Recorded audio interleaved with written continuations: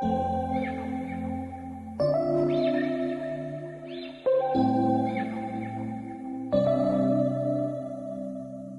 we met, I could tell by your smile. You hadn't been with a good girl like me in a while. Yeah, you were impressed. Hey guys, welcome back to Jess and Tori. We're gonna go outside and get a new iPhone today. For whom? May look at the trees. Greens and yellows. Stay this year, in clock, any point clock like state down to can not joy dog to lock not to boil among vocal. Hey, going to Paber in phone in late on can lutia kalak to Helaya iPhone 15 Pro Max the hinia. Chatmail Emma say stock love wangin can order a low ngal take me lower. Chuanin nire laute kanga kanei to me dona nakina kanei hunate unboxing video a champagne kalauti don hey kan valuta anlaw nei lawa stock pakhat chen law nei a chuwangin thathara kan order ngala poisa kan pengala thathara ron lam raun te thathara ka zuruleti kha 1600 is the price, right? Amalania tax kha dollars asungan chon sang khat jasari le India poisa chuan sing khat sang noi khat le sing li singa velin dei ni chu tau du che khome ma se kan vlog thina wa han camera tha te kam mo ve box ya thank you la zau do chuan tuna khanin kan soi fia lok nga khata khanin dollar somli pali zela rul turang khanin a theini chu ma se can pay off fan to hey panay to interest de la uma diang ha to wangin kan pay ngal vega kan payment ngal vega an pa hi fill to ka kalom lu to kala sa bahi thank you for buying me phone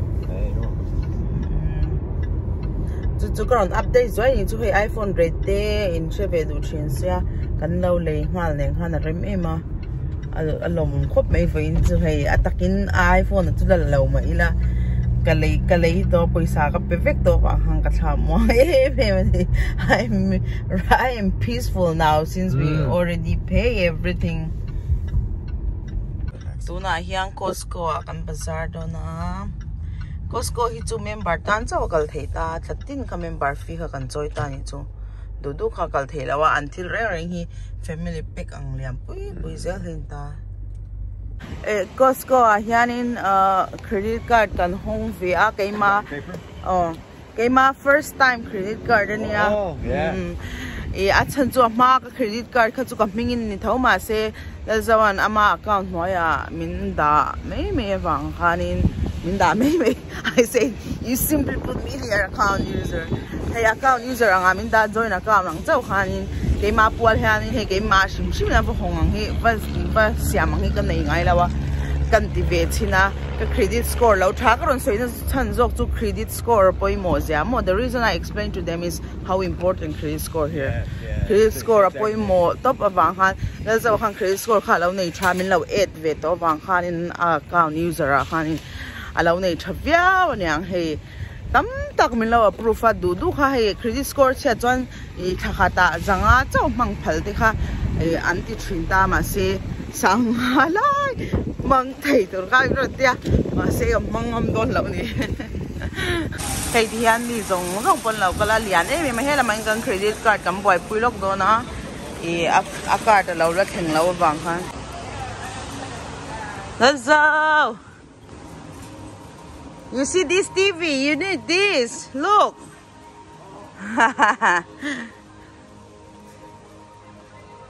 Good. Look at that. Oh. Do you think that's a fruit? That's kind of like a tomato. No, but it's not tomato. I want to try what it is. Oh, it's a persimmon. Yeah, it's a fruit. It tastes like what? Hey, man, no, the cute dog.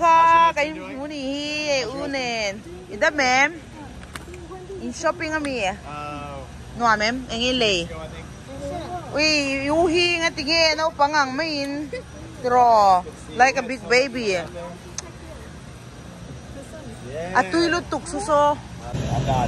I like it. I like chocolate chips cookies. It's $1. Look at this.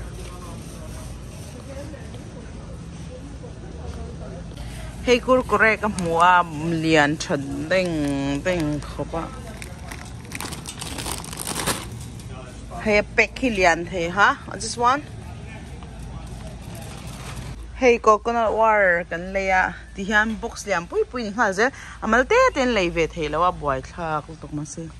How many inside? That's $10, $11, and that's $20. Hey, sangkat le ti niya. Sangkat zani vel. It's cheaper to buy that if you're gonna buy more than one. Yeah, but how many inside? How many? Those are bigger. Tart. Yeah, you get more per dollar if you buy that. Really? Yes. So shall we get this one? That's fine. Okay, get the big one. Get the good one. Do they have expiry date though? I don't know. I doubt it. Okay, let's go. What do you got? Favorite? Almond milk. Almond milk kid. Hey, kalay china mania. Atoy raw luto ka. Peanut butter powder. Milkshake kami ito. Yeah, I think it's for like. Good job. Fall's the best time. Midwest. It's about all we got going for us. Moist. Hey, lampang hi kay mani ang thau community ni tama se kay mani he lampang ni kan hota kanin kote hey kan thingkung hi na lo rong lo thak ve ui anal ro em le ngala. Look at this. That's a beautiful one. Ui hey lo lian nu to ka bur coconut water ha. Ui lenzia hi. Okay. Hey hi voi na kan lei kha ne nge ni por shelo. Thei mo kan kan lei ve ro da kan en chin nge.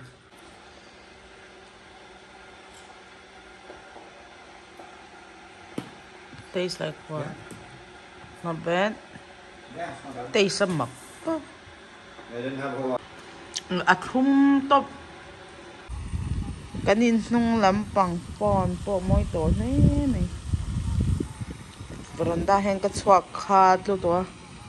Na ringat kan ho tangin ka bai pu ya he. Clear no ram khop me. So thenom te po sa haman tum niang. Hey usan toilet da tur hi min lei saka he. Achan chu in sun huna kenzel boy thla ka tia kala lo le zo min fix saka na kan na thok char ni hi Friday kai ani to ka thana ne analin tem comment san lo se ro hey sliding door. Oh there's two.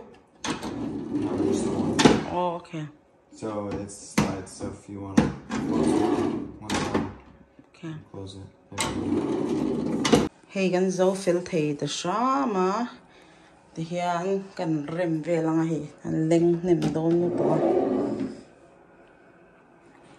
Leng nim don to thil. Ni le nga ha ta ka kan tho zo ya zo ta a. Hey tharau to ba. Hian la hen ka makeup man regu do he khaw ha.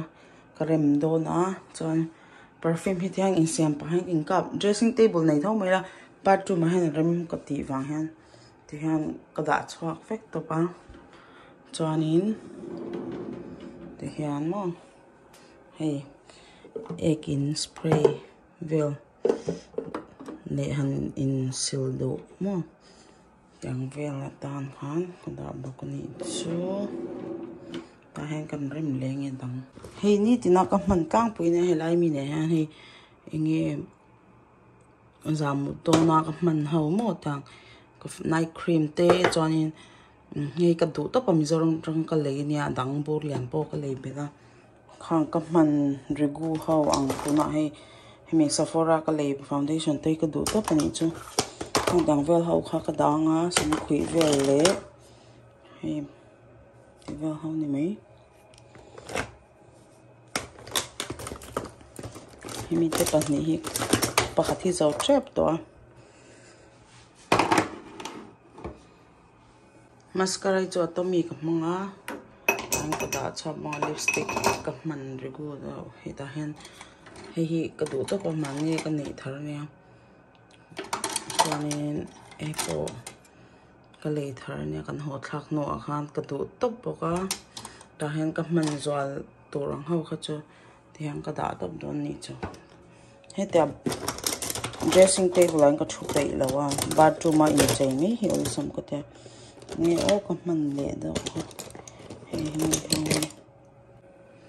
mascara hi ko war top atami hi chat top ani chumum chon hi clinic lip gloss nia chon hi clinic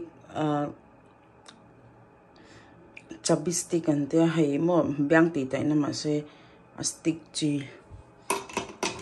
hetami poi ko mang thin thau ni chu chonin hi ko du em boka Fenty by Rihanna hi kan da chok bok na hi mania kalei thara arong hinal rawa ta da ve mi la benefit hemi mascara hi thatapa chu chan mang thin boka chanin he ka bakyo ni tin ka na thona ka man thin hau chan ka nail polish ho hi rong sang ka nei no la thin ka lo mang khal tu ka alo thit loma rawa ka pai cho vena chọn pali vel chắc cái lâu này to nail polish pa ngai gel polish chu cái này thau cái noi pe lo he tiang apa ngai to pang hi he ka du para chu wangin ta hang ka da chuak bokang ti song kha ni he la ya ka nei hi boob spray ti boob san noi cream mo serum ania chuanin ka du favorite da ve kan nia he ka na min pe elemis nia tu dang vel chu ni video khai lo enjoy ngi ka ringa hei kala boy char chara tu li re na khada kala boy char chara in ba in lo enjoy ngi ka ringa bye bye vek phot mai o bye bye guys. min lo ena kan lo me thank you for watching us Yes. Come back soon. ai ka chao ke pokla mu lo